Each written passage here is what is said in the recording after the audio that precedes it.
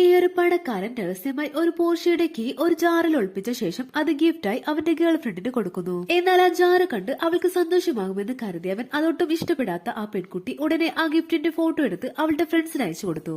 Gift കണ്ട അവളുടെ കൂട്ടുകാരികൾ ഇതിലും നല്ല ഗിഫ്റ്റ് ഒരു 10 വയസ്സുകാരന് പോലും വാങ്ങിത്തരാൻ പറ്റുമെന്ന് പറഞ്ഞ് അവളെ കളിയാക്കുന്നു. അത് കേട്ട് ആ പെൺകുട്ടിയാകെ സങ്കടത്തിലാവുകയാണ്. സംഭവം മനസ്സിലാകാത്ത ആ പയ്യനാണെങ്കിൽ ആ ഗിഫ്റ്റ് അവൾക്ക് ഇഷ്ടമായെന്ന് കരുതി നിൽക്കുമ്പോൾ തൊട്ട് മുൻപിലുള്ള ലോറിയിലേക്ക് നോക്കി നിൽക്കുന്ന അവളെ കണ്ട് അവന് സന്തോഷമാവുകയാണ്. കാരണം അതിലാണ് അവൾക്കുള്ള ഗിഫ്റ്റ് ഉള്ളത്.